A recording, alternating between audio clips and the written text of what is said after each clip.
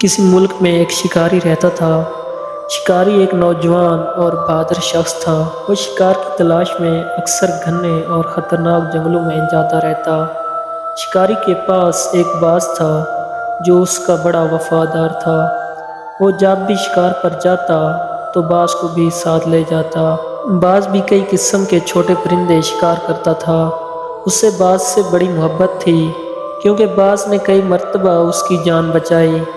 مثلاً ایک دن ایک سانپ اس پر حملہ آور ہونے لگا تو باز نے اس سانپ کو اپنے پنجوں سے ادھیڑ کر رکھ دیا۔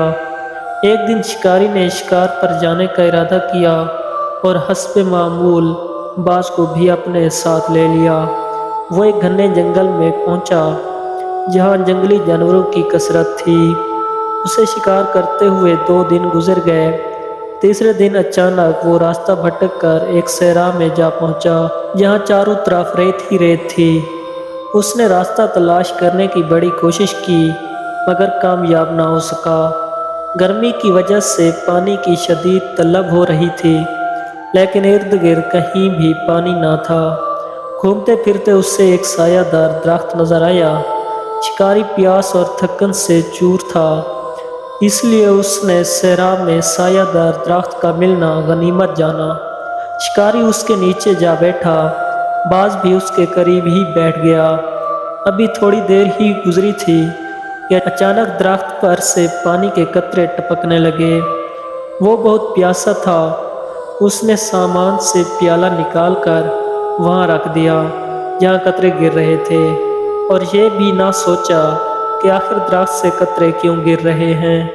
تھوڑی دیر بعد پیالے میں اتنا پانی جمع ہو گیا کہ وہ پی سکے تو اس نے پیالہ اٹھایا اور پانی پینے کی کوشش کی لیکن اس سے پہلے وہ پانی پیتا قریب ہی بیٹھا ہوا باز اڑا اور جھپٹ کر وہ پیالہ اس کے ہاتھ سے گرا دیا۔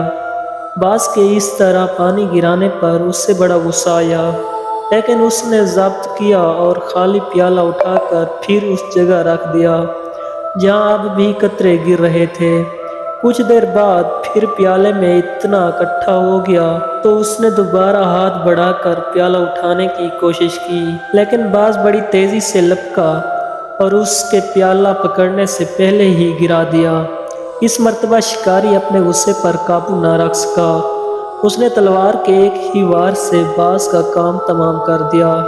آخر جب اس کا غصہ کچھ کم ہوا تو اس نے غور کیا کہ آخر درخت پر سے پانی کیوں گر رہا ہے۔ چنانچہ اس نے گردن اٹھا کر اس طرف دیکھا جہاں سے پانی کے قطرے گر رہے تھے اور یہ دیکھ کر وہ لرز اٹھا کہ ایک بہت موٹا اور کئی گز لمبا سانپ درخت کے ایک ٹہنے سے لٹکا ہوا تھا اور اس کے منہ سے وہ قطرے گر رہے تھے جو در حقیقت زہر تھا۔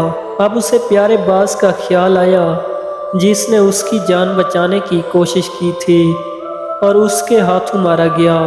وہ بہت رویا مگر کیا فائدہ جب چڑیا چگ گئی کھیت۔ اگر وہ پہلے سوچتا تو باز کی جان بچ سکتی تھی۔ اس کے بعد کسی نہ کسی طرح واپسی کا راستہ تلاش کرنے میں کامیاب ہو گیا لیکن وفادار ساتھی باز اس نے ہمیشہ کے لیے کھو دیا۔ والسلام ناظرین، اگر سٹوری اچھی لگی ہو تو ہمارے چینل کو ضرور سبسکرائب کریں اور ہمیں سپورٹ کریں۔ ملتے ہیں نیکسٹ ویڈیو میں۔